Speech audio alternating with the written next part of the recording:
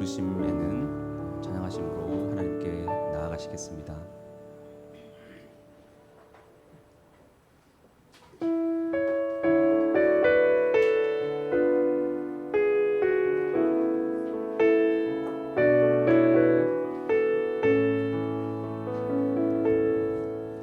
하나님의 부르심에는 후회하심이 없네. 내가 이 자리에 선 것도 주의 부르심이라. 하나님의 부르심에는 결코 실수가 없네. 나를 부르신 하나님의 신실하심을 믿네. 날 부르신 뜻 내 생각보다 크고 날 향한 계획 나의 지혜로 증량 못하나. 가장 좋은 길로 가장 완전한 길로 오늘도 날 이끄신 믿네. 작은 나를 부르신 뜻을 나는 알 수 없지만 오직 감사와 순종으로 주의 길을 가리라. 때론 내가 연약해져도 주님 날 도우시니 주의 놀라운 그 계획을 나는 믿으며 살리. 날 부르신 뜻 내 생각보다 크고 날 향한 계획 나의 지혜로 증량 못하나. 가장 좋은 길로 가장 완전한 길로 오늘도 날 이끄시네. 날 부르신 뜻 내 생각보다 크고 날 향한 계획 나의 지혜로 증량 못하나. 가장 좋은 길로 가장 완전한 길로 오늘도 날 이끄신 믿네.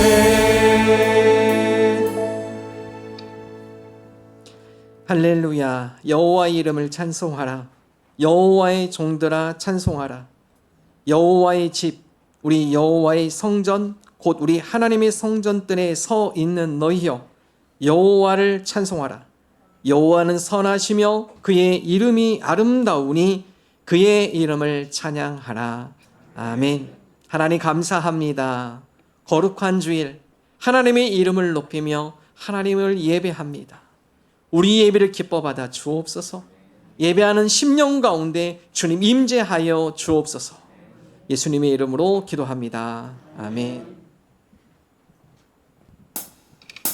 이 시간 우리의 모든 걱정과 근심 하나님께 맡겨드리기 원합니다. 마음속에 근심 있는 사람, 마음속에 근심 있는 사람 주 예수 앞에 아뢰어라.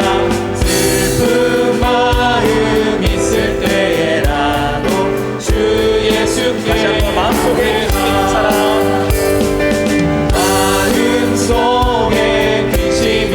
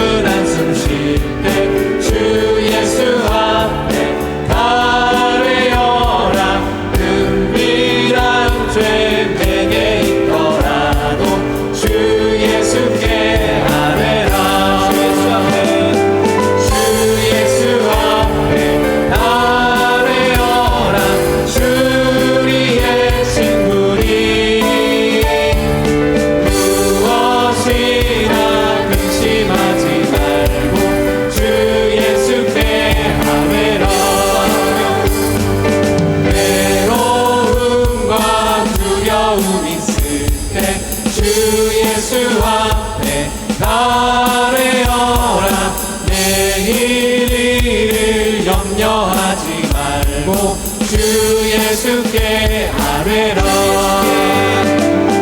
주 예수 앞에 아뢰어라 주 우리의 친구니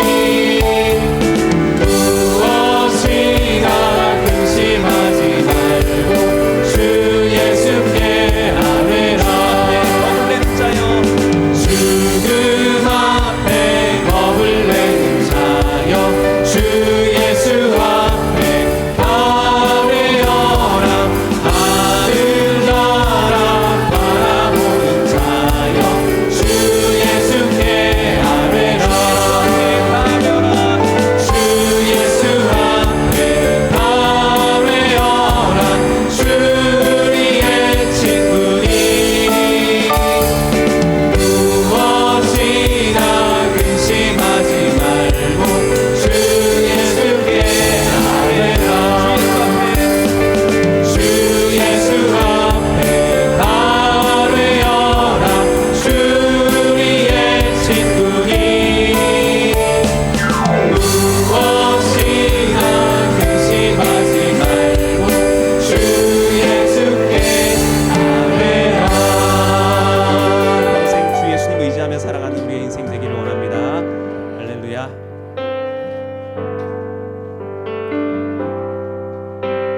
성령님이 오늘 이곳에 임재하여 주옵소서.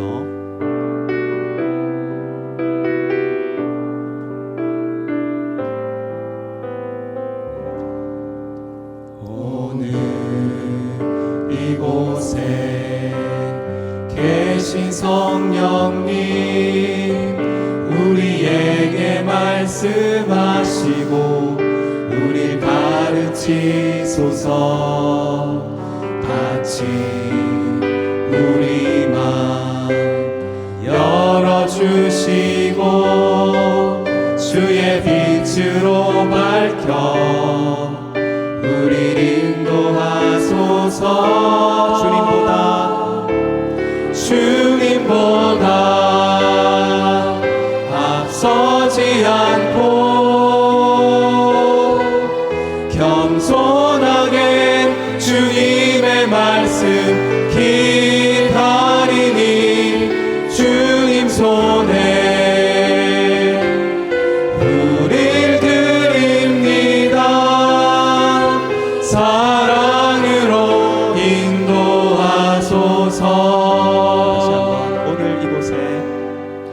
오늘 이곳에 계신 성령님 우리에게 말씀하시고 우릴 가르치소서 같이 우리 맘 열어주시고 주의 빛으로 밝혀 우릴 인도하소서 주님보다 앞서지 않고 겸손하게 주님의 말씀 기다리니 주님 손에 우리 드립니다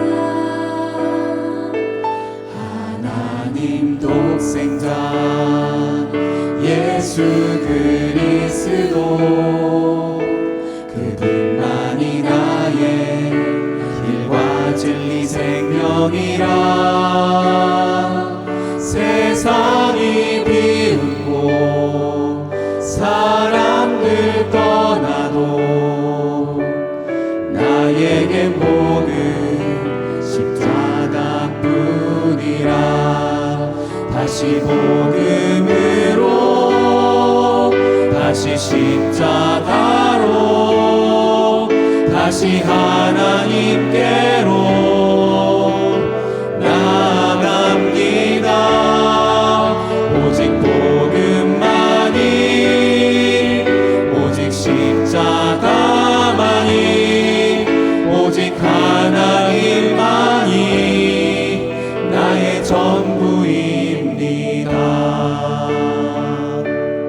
다시 한번 처음부터 하나님 독생자 하나님 독생자 예수 그리스도 그분만이 오직 길과 진리 생명이라 세상 다 변하고 사람들 변해도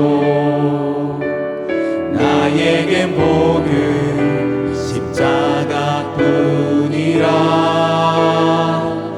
하나님 독생자 예수 그리스도 그분만이 나의 길과 진리 생명이라. 세상이 비웃고 사람들 떠나도 나에겐 복음 십자가뿐이라. 다시 복음으로 다시 십자가로 다시 하나님께로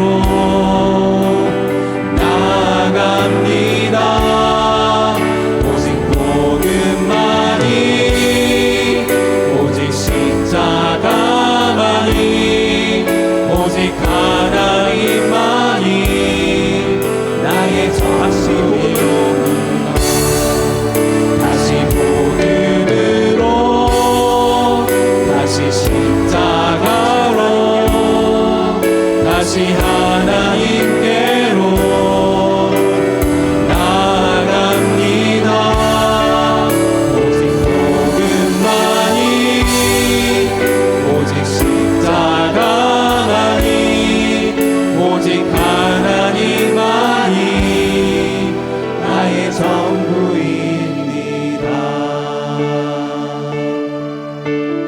참 아름다워라 참 아름다워라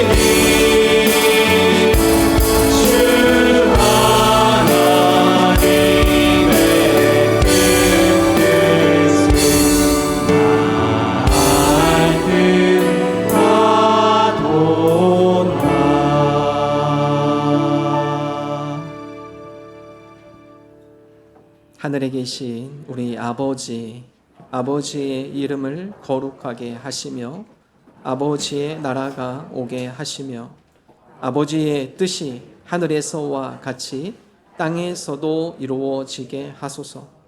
오늘 우리에게 일용할 양식을 주시고 우리가 우리에게 잘못한 사람을 용서하여 준 것 같이 우리 죄를 용서하여 주시고 우리를 시험에 빠지지 않게 하시고 악에서 구하소서.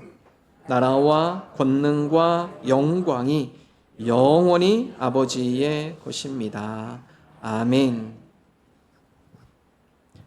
하나님이여 주의 인자를 따라 내게 은혜를 베푸시며 주의 많은 긍휼을 따라 내 죄악을 지워 주소서. 나의 죄악을 맑게 씻으시며 나의 죄를 깨끗이 제하소서. 무릇 나는 내 죄과를 아오니 내 죄가 항상 내 앞에 있나이다. 내가 주께만 범죄하여 주의 목전에 악을 행하여 싸우니 주께서 말씀하실 때 의로우시다 하고 주께서 심판하실 때 순전하시다 하리이다. 내가 죄악 중에서 출생하였으며 어머니가 죄 중에서 나를 잉태하셨나이다. 우슬초로 나를 정결하게 하소서. 내가 정하리이다. 나의 죄를 씻어 주소서. 내가 눈보다 희리이다. 하나님이여 내 속에 정한 마음을 창조하시고 내 안에 정직한 영을 새롭게 하소서. 아멘. 함께 기도합니다. 하나님, 우리 삶이 먼저 하나님의 나라와 하나님의 의를 구하는 하나님의 백성으로 살아가게 하여 주옵소서. 하나님, 전 세계적으로 자연재해로 인하여 어려움을 당한 나라들이 있습니다.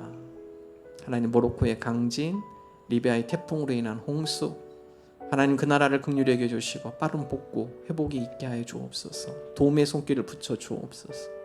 하나님, 또한 교들 가운데 건강, 가정, 직장, 사업, 물질 등으로 어려움을 겪는 이들이 있습니다. 하나님, 믿음으로 이겨내게 하시고 승리케 하여 주옵소서. 함께 기도합니다. 하나님 아버지 감사합니다. 하나님의 나라와 하나님의 의를 구하며 하나님의 영광을 위해서 주의 자녀들로 백성들로 살아가기를 소망합니다. 하나님 우리를 다스리시고 통치하시고 우리가 하나님의 뜻이 하나님의 나라가 세워지게 하시고 하나님의 복음이 우리의 삶과 인연 가운데 세워졌습니다. 주의 복음의 파수꾼들로 복음의 일꾼들로 살아가게 하여 주옵소서. 우리를 통해 세상에 하나님의 빛과 하나님의 의가 드러나게 하시고 그리스도의 복음과 아름다운 기쁜 소식을 전하는 우리의 삶이 복음의 삶, 주의 나라의 삶이 될 수 있도록 인도하여 주옵소서. 하나님, 자연재해로 인해서 어려움을 겪는 나라와 백성들이 있습니다. 하나님, 모로코의 장면을 통하여 가정을 잃고 삶의 터전이를 그들을 긍휼히 여겨 주옵소서. 하나님 그 땅과 어떤 있습니다. 하나님 그 땅과 하나님 그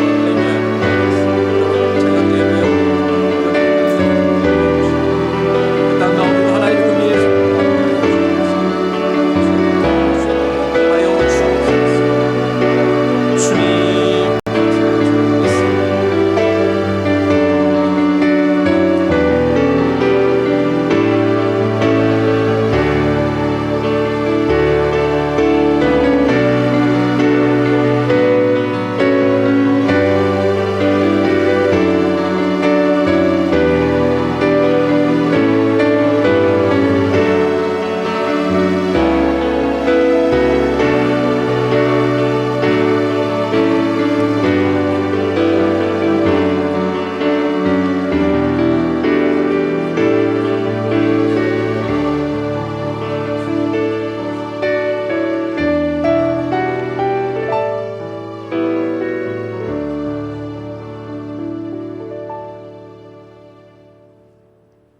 전지전능하신 사랑의 하나님 아버지, 주일 아침에 주님 성전에 나와 예비를 드릴 수 있게 인도하심에 감사드립니다. 우리의 마음을 담아 주님께 기도와 찬양 올려드립니다. 이 예배를 기뻐 받아 주시옵소서. 오곡백과가 무르익는 가을에 풍요로움을 주신 것처럼 우리에게도 영적 풍요로움이 채워지기를 소망합니다. 지난 시간 저희 삶을 되돌아보면 연약하고 부족한 모습들을 볼 수밖에 없었습니다. 항상 하나님의 자녀라고 입술로 고백했지만 세상에 집중하고 모든 것이 주님의 은혜임을 잊고 살았고 주님 나라에 가까이 하지 못하였음을 회개합니다. 연약한 저희를 불쌍히 여기어 용서하여 주시옵소서. 주님이 세우신 나라를 위해 기도합니다. 우리 나라를 이끄는 위정자들에게 겸손과 정직함을 주시고 대한민국을 공의로 바로 세울 수 있도록 능력 주시옵소서. 학교에서는 교권이 추락하고 있습니다. 흔들리고 있는 교권을 회복시켜 주시옵소서.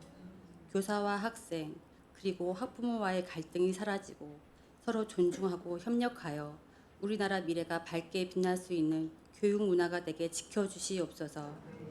우리 자녀들이 올바른 가치관과 도덕성을 가지고 성장할 수 있도록 주님의 선하신 길로 인도하여 주시옵소서. 전 세계가 자연재해와 전쟁으로 혼란에 빠져 있습니다. 최근 모로코에서 발생한 강진과 리비아 태풍으로 인한 홍수로 많은 사상자가 발생하였습니다. 구조난항에 사상자가 증가하고 있습니다. 주님, 혼란에 빠진 이들을 주님의 권능으로 하루빨리 불안과 고통에서 벗어나게 하여 주시옵소서.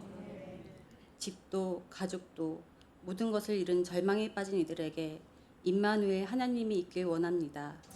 다시 일어설 수 있게 새 힘을 주시옵소서. 세계 각국에서 많은 봉사자들의 도움의 손길을 붙여주시길 기도합니다. 이 외에도 건강 문제, 직장 문제, 경제적 어려움으로 고통받고 있는 이들을 위로하여 주시고 물질적으로 어려움 있지 않도록 도와주시옵소서. 아픈 자에게는 주님의 치유의 역사가 있길 원합니다. 교회를 위해 기도합니다. 세종중앙교회가 반석 위에 세운 교회, 뿌리가 깊이 내릴 수 있는 교회가 되게 하옵소서. 말씀을 전하는 주의 종을 위해 기도합니다. 영육간에 강건케 하시고 전하는 생명의 말씀이 우리 마음 가운데 30배, 60배, 100배 열매 맺게 하옵소서. 그리스도의 사랑을 전하는 복된 시간 되게 하옵소서. 목장을 이끄는 목자, 부목자에게도 성령 충만케 하시고 견고한 믿음으로 목장을 섬길 수 있게 하옵소서. 예배를 위해 보이지 않는 곳에서 소리 없이 봉사하는 이들을 기억하시고 힘써 수고할 때마다 하나님의 큰 축복을 체험할 수 있는 시간 되게 하옵소서. 깊어져가는 가을, 우리의 영혼이 잠잠히 하나님만 바라며 하나님께 기도하는 시간 되길 소망합니다. 이 모든 말씀 우리를 구원하신 예수님 이름으로 기도드렸습니다. 아멘.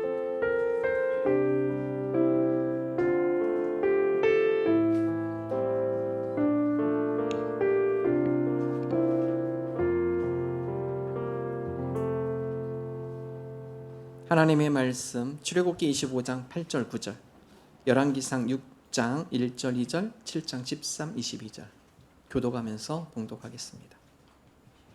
내가 그들 중에 거할 성소를 그들이 나를 위하여 짓되 무릇 내가 내게 보이는 모양대로 장막을 짓고 기구들도 그 모양을 따라 지을지니라.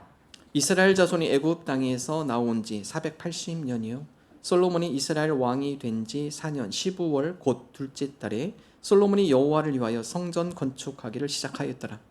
솔로몬 왕이 여호와를 위하여 건축한 성전은 길이가 60규빗이요 너비가 20규빗이요 높이가 30규빗이요.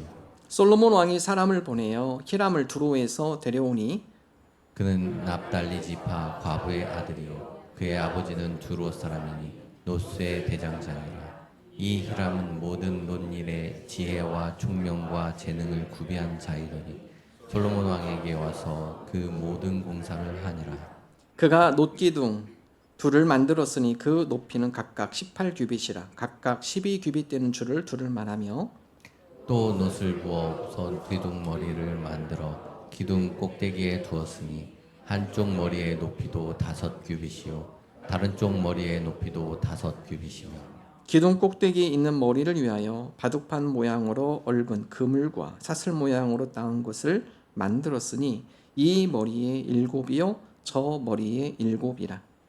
기둥을 이렇게 만들었고 또 2줄 성류를 한 그물 위에 둘러 만들어서 기둥 꼭대기에 있는 머리에 두르게 하였고 다른 기둥 머리에도 그렇게 하였으며 주랑 기둥 꼭대기에 있는 머리의 4규빗은 백합화 모양으로 만들었으며 이 기둥 위에 있는 그물 곁 곧 그 머리 위에 곰같이 둥근 곳으로 돌아가며 각기 석류 200개가 줄을 지었더라. 이 두 기둥을 성전의 주랑 앞에 세우되 오른쪽 기둥을 세우고 그 이름을 야긴이라 하고 왼쪽의 기둥을 세우고 그 이름을 보아스라 하였으며 그 두 기둥 꼭대기에는 백합화 형상이 있더라. 두 기둥의 공사가 끝나니라. 아멘. 아멘.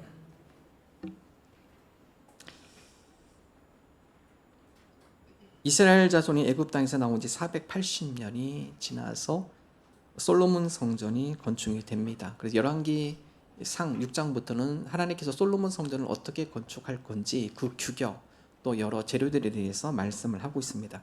우리가 막 규빗 이렇게 하다 보니까 이게 잘 와닿지 않는데 규빗이라고 생각하면 손끝에서 팔꿈치까지 손 좀 기르신 분은 50cm가 될 수도 있고요. 좀 짧으신 분은 45cm가 될 수도 있죠. 그래서 이 규빗을 하나님께서 성전을 짓는 데에 얘기해 주시는데 그 모형을 한번 보도록 하겠습니다. 여러분 잘 이해가 안 되실 것 같아서 우선 그래픽으로, 물론 이게 정확한 모형은 아니에요. 정확히 어떤 모양인지는 정확히는 알 수는 없어요. 그렇지만 성서학자들이 보니까 대략 이런 모양이지 않았을까 생각을 합니다. 자, 솔로몬 성전이요 7년 6개월 걸렸습니다. 어마어마한 시간이 걸렸죠. 겉에는 여러 돌로 지어져 있고 바로 이 돌 안쪽 벽 쪽으로는 백향목으로 다 둘러싸여 있고, 그리고 그 안에 금으로 다 도배를 했습니다. 그래서 솔로몬 성전에 보면 여기는 성소, 이 안쪽은 지성소입니다. 지성소에는 하나님의 법궤가 들어가 있죠. 지성소는 대제사장만 들어갈 수 있습니다. 성소는 제사장만 들어갈 수 있죠. 일반 백성들이 이 성소 안으로 못 들어갑니다. 일반 백성들은 이곳에서 제사를 드립니다. 하나님 앞에 번제, 속죄제 다 번제단에서 자기가 가진 희생 제물로 제사를 드리고 제사장들이 대표로 안에서 들어가서 하나님 앞에 때로는 회개를 하기도 하고 하나님 앞에 감사와 영광을 올리기도 하고 그렇게 진행이 됩니다.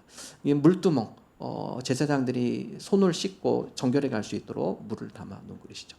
자, 이 솔로몬 성전의 크기가 어느 정도 됐을까? 이러면 생각보다 크지 않아요. 평면도 볼까요? 평면도 보면, 자, 이 솔로몬 평면도입니다. 솔로몬 성전의 평면도를 보면 이 길이, 이 가로의 길이가 60규빗입니다. 50cm, 1규빗을 50cm로 하면 대략 30m입니다. 30m. 이쪽은 20규빗, 10m입니다. 20규빗, 10m. 높이가 30규빗, 15m. 그래서 여러분 이 길이가 어느 정도 되냐? 농구장 사이즈랑 거의 비슷해요. 농구장 사이즈 길이가 솔로몬 성전의 길이와 거의 비슷합니다. 혹은 농구장보다 좀 작아요. 농구장의 한 3분의 2 정도. 여러분 그 정도 크기의 솔로몬 성전, 어마어마한 재료들이 들어가 있습니다. 그래서 여러분 바빌론이 이스라엘을 침략하고 제일 먼저 한 게 뭐냐? 성전에 있는 금 뜯어가는 거. 그래서 여러분 금도요 몇 톤을 가지고 거기다가 다 치장을 했기 때문에 그래서 어마어마한 그런 정성을 다해서 지은 성전이죠. 자, 여러분 이 솔로몬 성전의 출발은 어디서 시작이 되느냐? 성막에서 시작합니다. 하나님께서 모세를 불러서 시내산에서 금식하는 40일간 금식하며 명령을 주죠. 하나님께서 그 가운데 십계명을 주시고 613개의 율법 계명도 주시고, 그리고 모세로 하여금 성막을 져라. 그래서 여러분 이 솔로몬 성전의 모형 출발은 어디서 되냐? 성막에서 시작이 돼요. 출애굽에서 시작이 됩니다.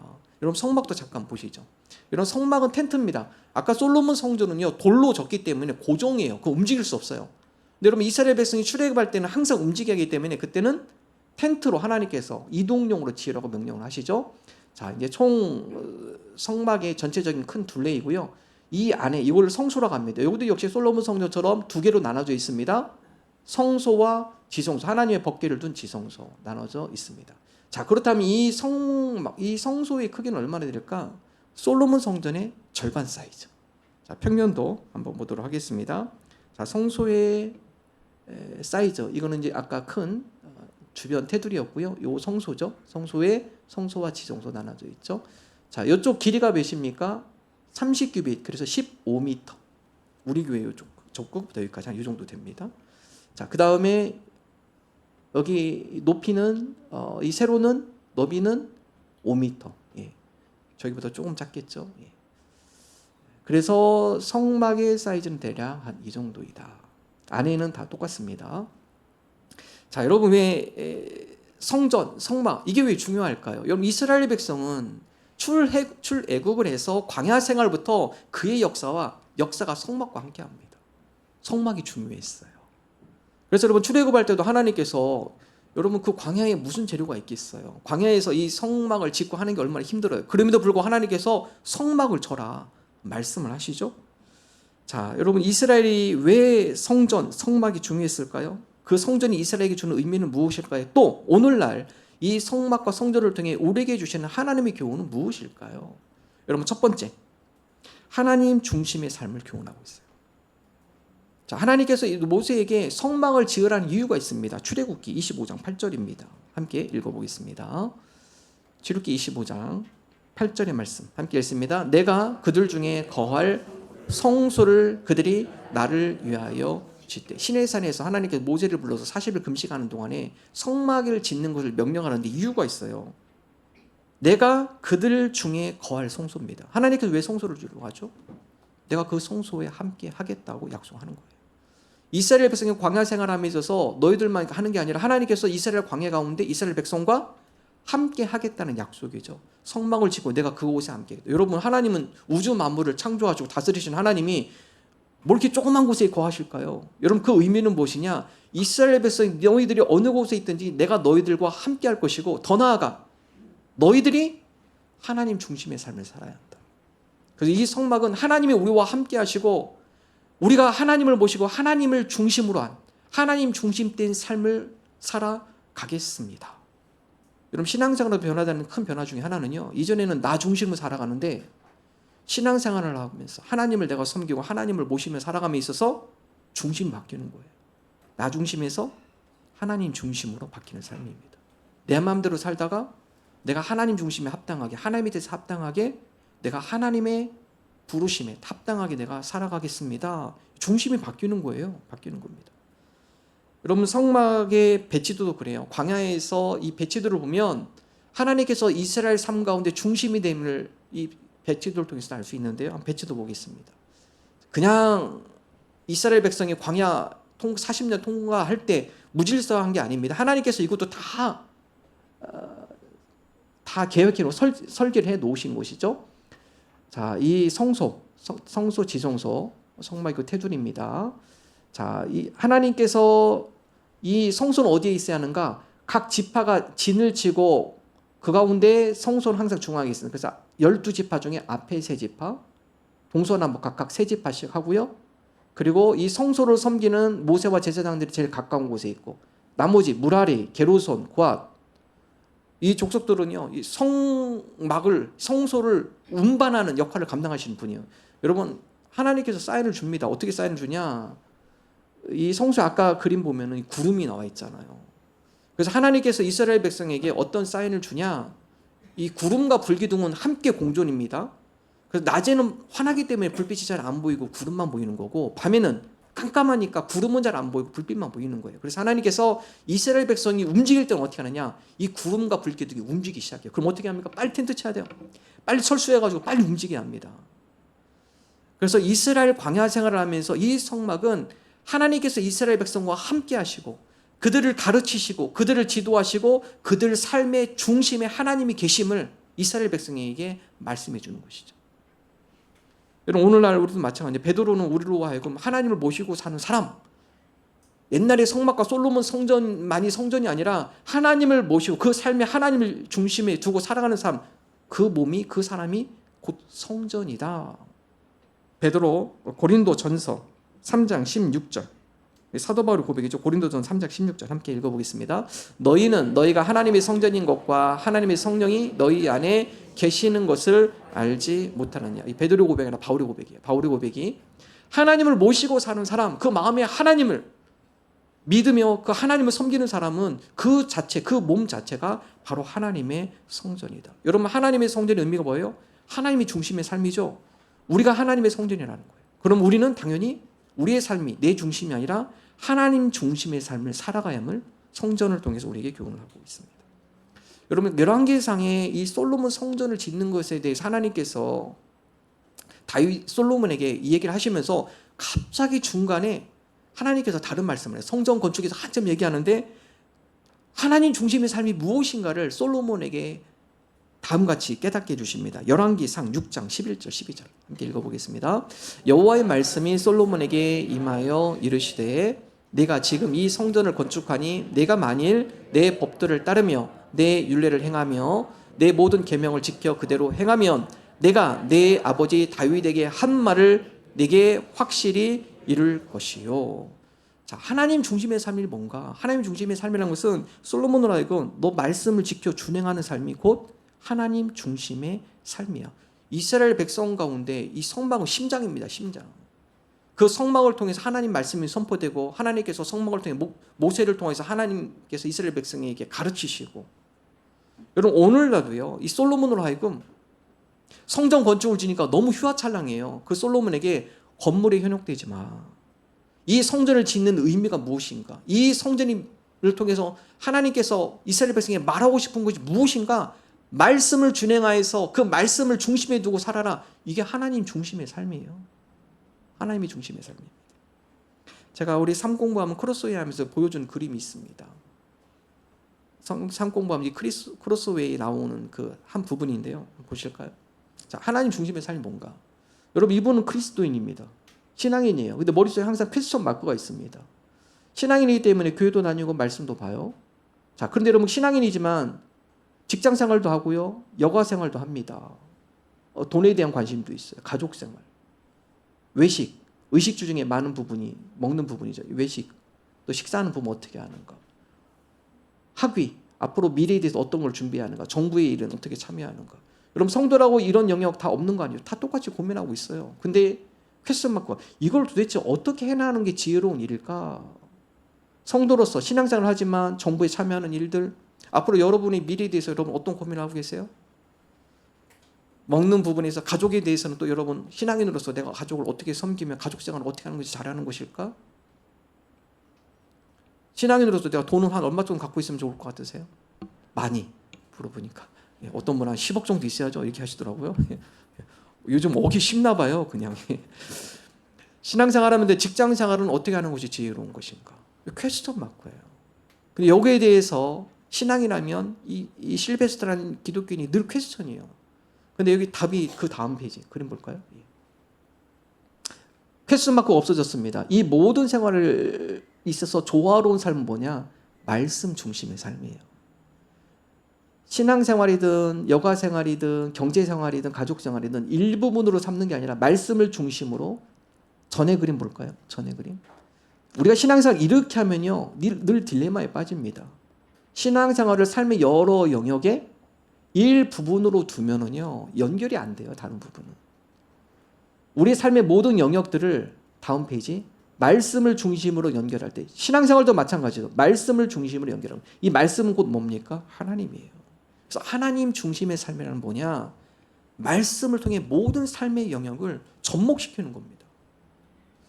말씀에서 가정생활, 섬김에 대해서 무엇이라고 말씀하고 우리가 직장생활하면서 우리가 성경적으로 어떻게 하는 것이 직장에서 우리가 그리스도인으로 바르게 살아가는 삶인지 모든 삶의 영역 부분들을 말씀을 중심을 갖고 해석해 나갈 때 말씀과 접목하며 나갈 때 딜레마에 빠지지 않아요.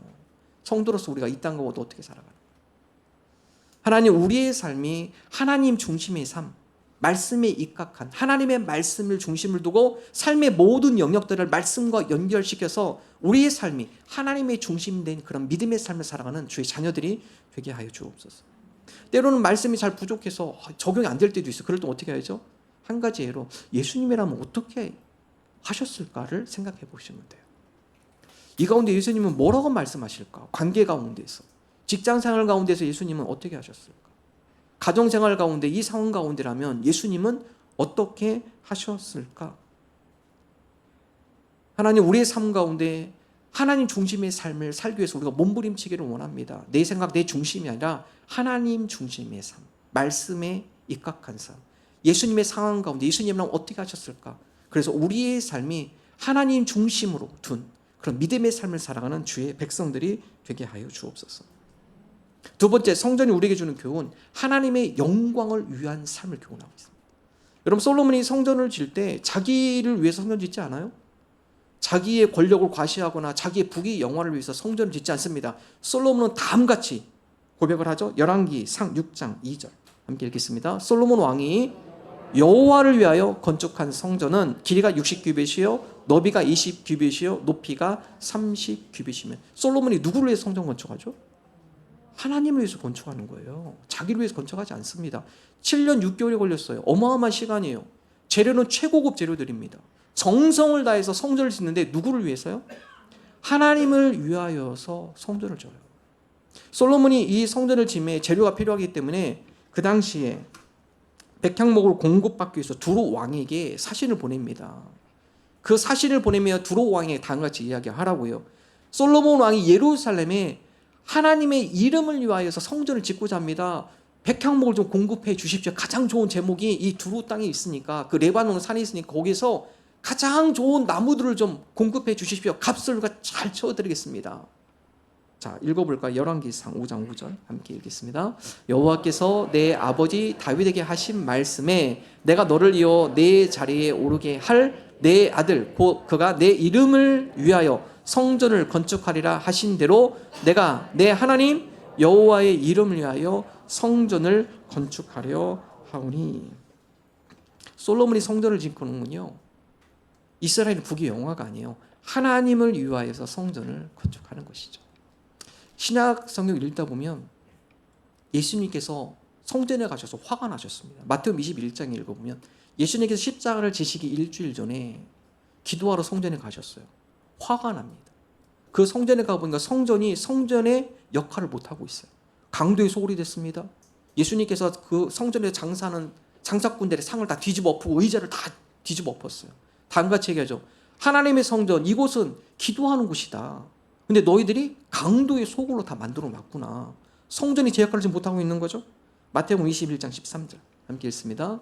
그들에게 이르시되 기록된 바 내 집은 기도하는 집이라 일컬음을 받으리라 하였거늘 너희는 강도의 소굴을 만드는도다 하시니라. 예수님께서 성전 가서 화나신 이유가 있어요. 제사장들이 성전을 이용해서 돈벌이를 하고 있습니다.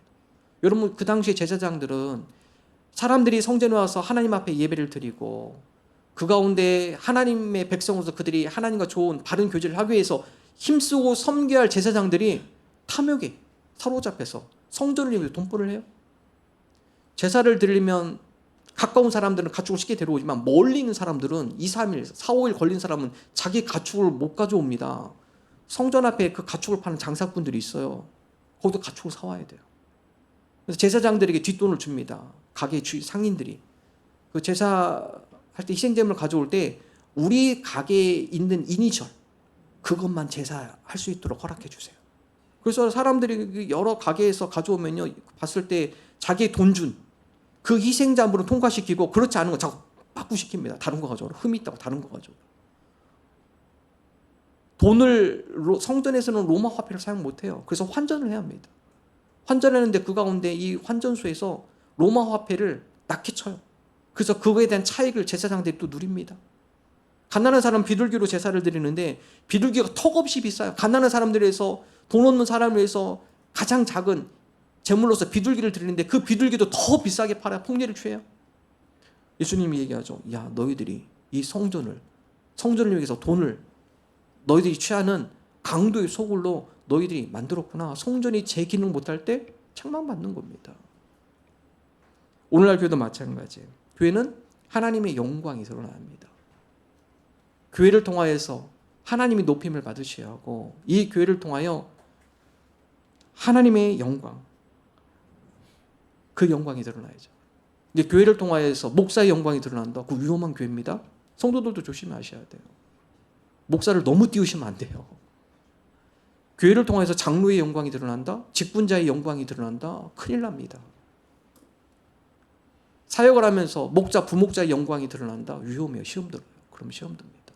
팀 사역을 하면서 우리 팀의 모습들이 드러난다. 여러분 모든 사역들은 하나님의 영광과 하나님의 이름이 그 가운데 드러나야 돼요.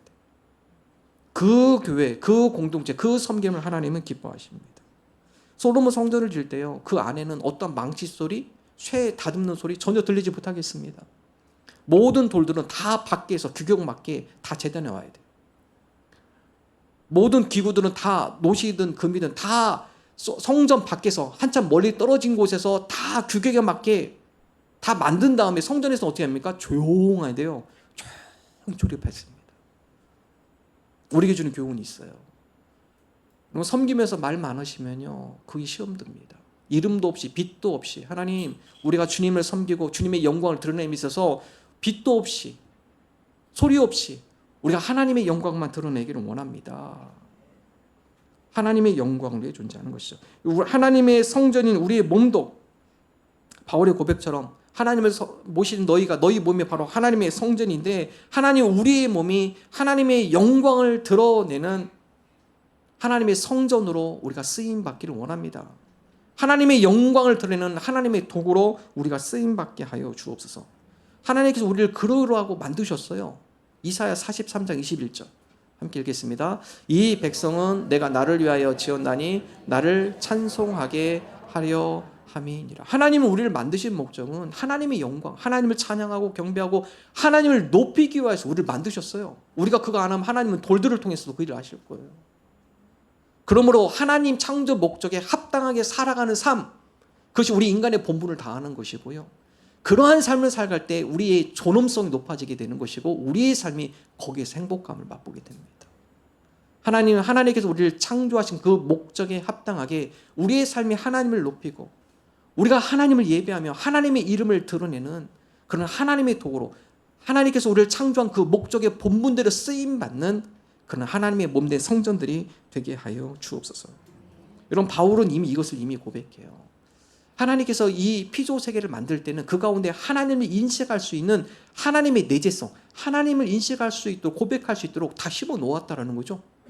그건 우리 안에도 마찬가지입니다. 그래서 사도 바울은 한 가지 표현해요. 로마서 1장 19절 20절 우리 세 번역을 한번 읽어보겠습니다. 하나님을 알만한 일이 사람에게 환히 드러나 있습니다. 하나님께서 그것을 환히 드러내 주셨습니다.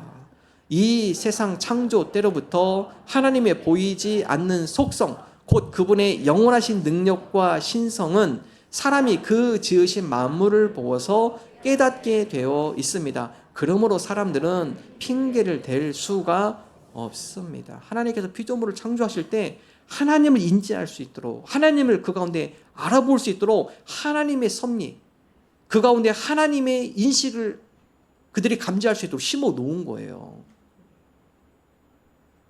그래서 자연 세계를 보면 하나님의 오묘한 섭리를 우리가 깨달을 수 있고요. 우리의 마음속에 종교성이 다 있습니다. 우리의 마음속에 신에 대한, 하나님께서 우리를 영적인 존재를 만들었기 때문에 신에 대한 사모함이 있어요. 하나님에 대한 사모함이 우리 가운데 다 있어요. 동물들은 그렇지 않죠. 그래서 참호 속에 가면, 전쟁터의 참호 속에는 무신론자가 아무도 없어요. 죽음 앞에 다들 그 가운데 살려달라고 그 마음속에 종교심이 있는 거예요. 하나님께서 우리에게 종교심을 심어 놓으셨고 하나님을 인식할 수 있도록 하나님의 영광을 위해 살아갈 수 있는 하나님에 대한 사모하는 마음을 우리 마음에 심어놨습니다. 우리가 왜 깨닫지 못하죠? 다음 절이에요. 1장 21절 로마서 1장 21절 세 번역 읽습니다. 사람들은 하나님을 알면서도 하나님을 하나님으로 영화롭게 해드리거나 감사를 드리기는커녕 오히려 생각이 허망해져서 그들의 지각 없는 마음이 어둠으로 가득 차게 되었습니다. 하나님을 인식하고 하나님을 그 가운데 알면서도 하나님을 경외하지 않는 것, 그들의 마음이 어두워졌고 허망해졌고 그렇기 때문에 그렇습니다. 그러므로 우리가 신앙생활, 하나님을 인식하는 것은 성령님의 도우심이 필요해요.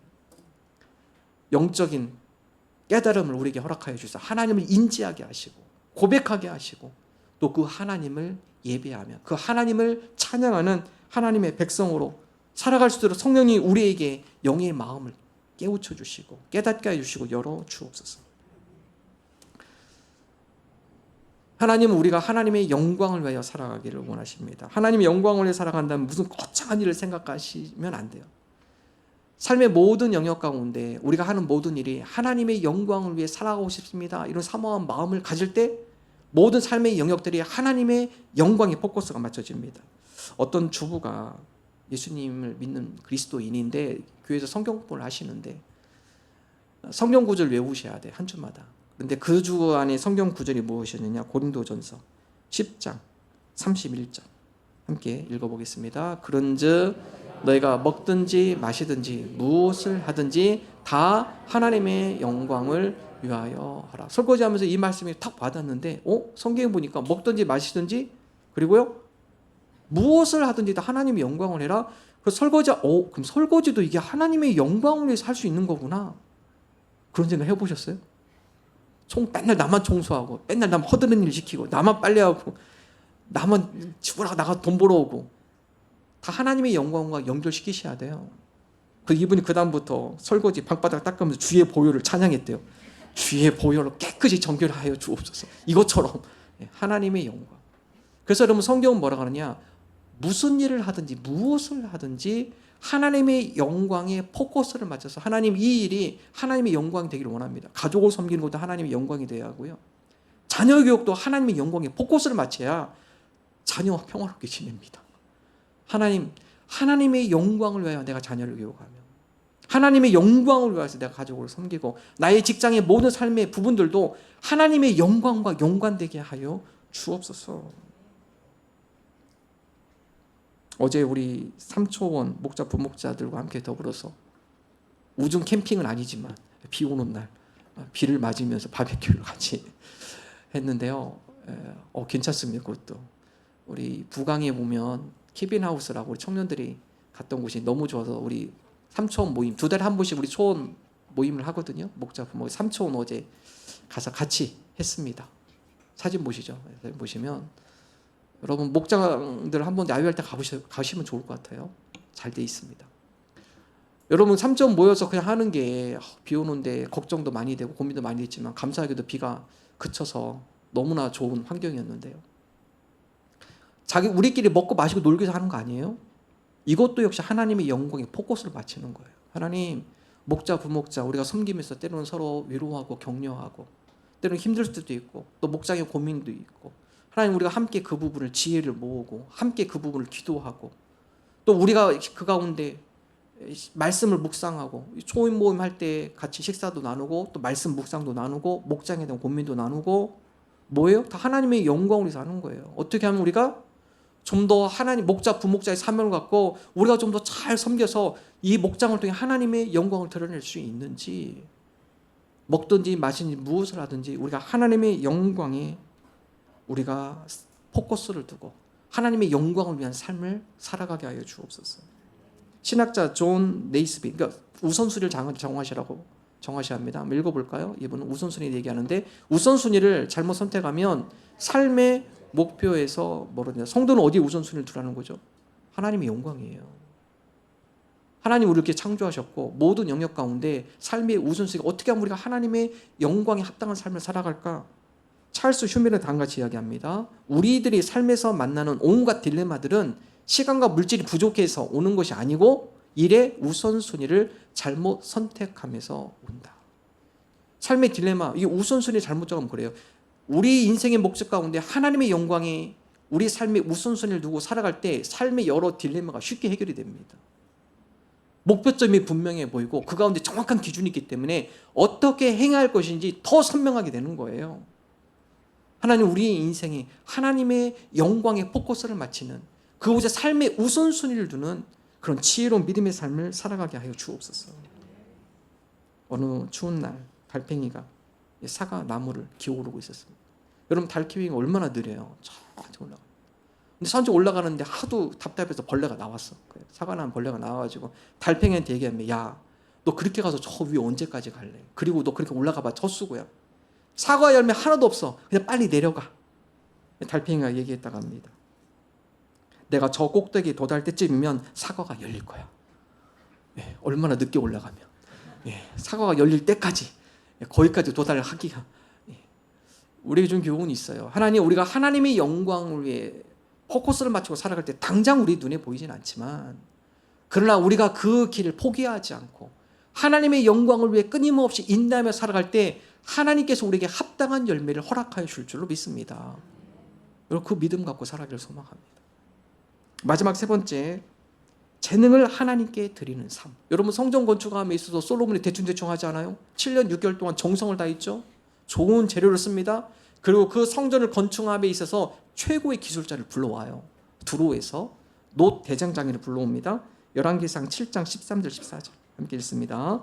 솔로몬 왕이 사람을 보내어 히람을 두로에서 데려오니 그는 납달리 지파 과부의 아들이요 그의 아버지는 두로 사람이니 놋의 대장장이라. 이 히람은 모든 놋 일에 지혜와 총명과 재능을 구비한 자이더니 솔로몬 왕에게 와서 그 모든 공사를 하니라. 자, 히람이라는 사람이 나오는데 두로 사람, 두로의 왕의 이름도 히람이에요. 근데 이 같은 동명이인입니다.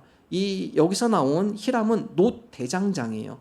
놋에 대해서는 탁월한 재능을 갖고 있는 사람. 그래서 보면 지혜와 총명과 재능이 그에게 있다. 그래서 하나님의 성전을 짓는데 솔로몬이 누굴 데려오죠? 최고의 기술자를 데려옵니다.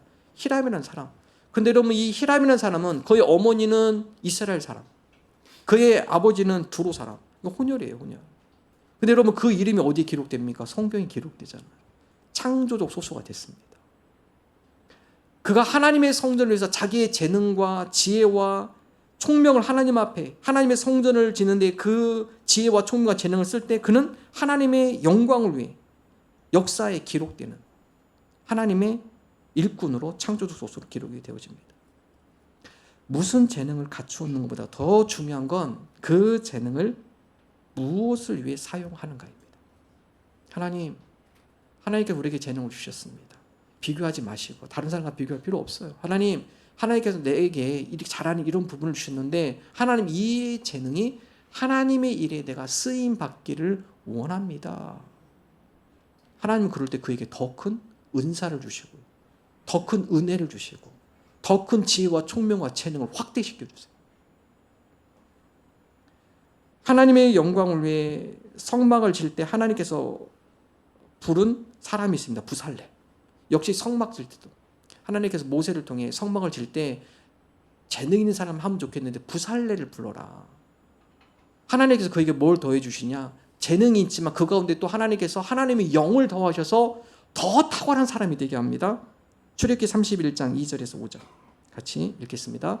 내가 유다 지파 홀의 손자여 우리의 아들인 부살레를 지명하여 부르고 하나님의 영을 그에게 충만하게 하여 지혜와 총명과 지식과 여러 가지 재주로 정교한 일을 연구하여 금과 은과 놋으로 만들게 하며 보석을 깎아 물리며 여러 가지 기술로 나무를 새겨 만들게 하리라. 하나님께서 하나님의 일을 시킬 때 그냥 시키지 않아요. 그에게 지혜를 주시고 총명을 주시고 재능을 더하여 주세요.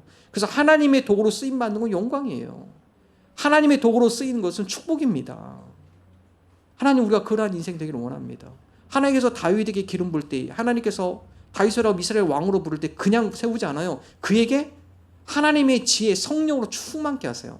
사무엘상 16장 13절 사무엘이 기름 부을 때 다음 같은 기록이 있습니다. 읽습니다. 사무엘이 기름 뿔병을 가져다가 그의 형제 중에서 그에게 부었더니 이날 이후로 다윗이 여호와의 영에게 크게 감동되는 분리되잖아요. 하나님의 기름 부음이 있은 이후에 다윗이 어떻게 합니까? 여호와의 영에 크게 감동됐다. 그래서 여러분 그 다음 읽어보면 다윗이 연주한 하프는 일반 하프 연주자로 틀려요.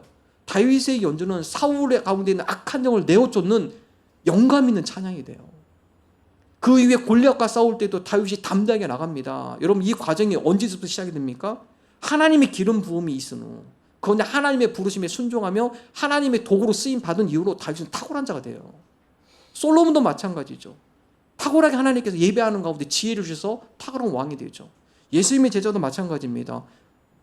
갈릴리 호숫가에서 평범한 어부예요. 근데 예수님께서 그들에게 사명을 주고 그들로 하면 하나님의 복을 맡겼을 때 그들이 어떻게 되죠? 탁월한 자가 됩니다.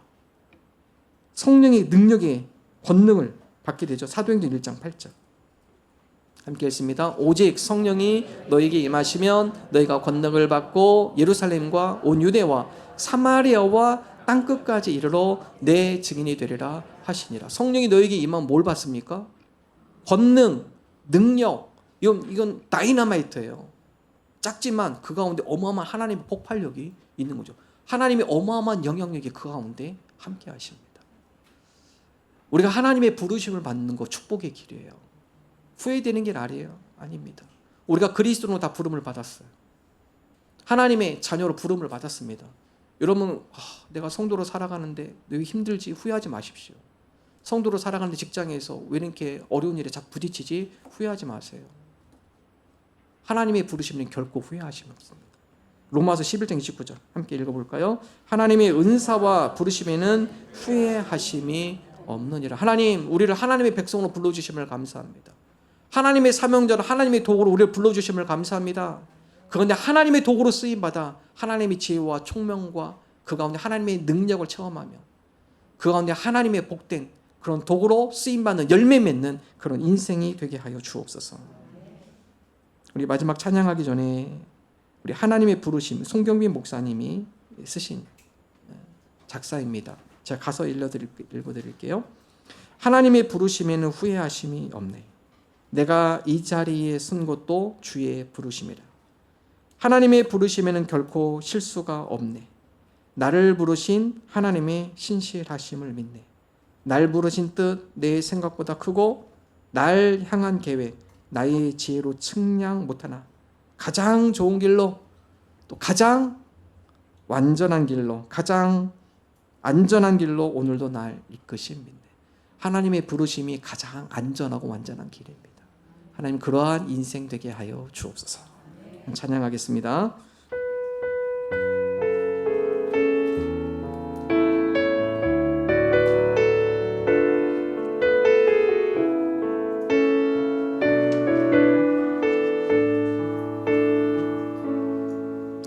하나님의 부르심에는 후회하심이 없네. 내가 이 자리에 선 것도 주의 부르심이라. 하나님의 부르심에는 결코 실수가 없네. 나를 부르신 하나님의 신실하심을 작은 나를 부르신 뜻을 나는 알 수 없지만 오직 감사와 순종으로 주의 길을 가리라.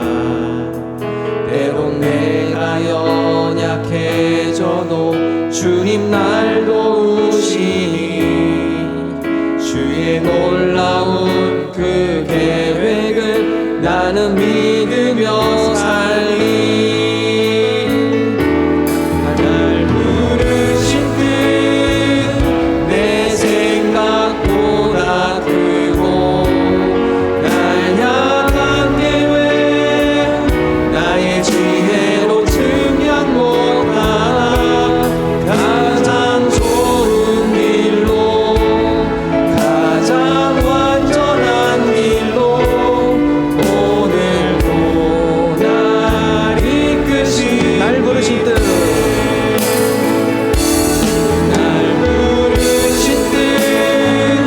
내 생각보다 크고 날 향한 계획 나의 지혜로 측량 못하나 가장 좋은 길로 가장 완전한 길로 오늘도 날 이끄신 믿네. 하나님 중심의 삶, 하나님의 영광을 위한 삶, 하나님의 부르심에 합당한 삶, 하나님 그 길이 가장 안전하며 완전하며 가장 좋은 길인 줄로 믿습니다. 그 믿음의 길로 살아가는 주의 백성 되게 하여 주옵소서. 주님 앞에 나올 때 마음과 정성을 다하여서 예물을 올려드립니다. 우리 마음을 기뻐 받아 주옵소서. 하나님 나라 영광이 쓰지는 복된 예물 되게 하여 주옵소서. 이젠 우리 주 예수 그리스도의 은혜와 하나님 아버지의 사랑하심과 성령님의 감화 감동 역사하심, 하나님의 부르심에 합당하게 살아가기를 소망하는 하나님의 거룩한 자녀들과 권속들 위해 영원토록 함께 하시기를 축원하옵나이다. 아멘.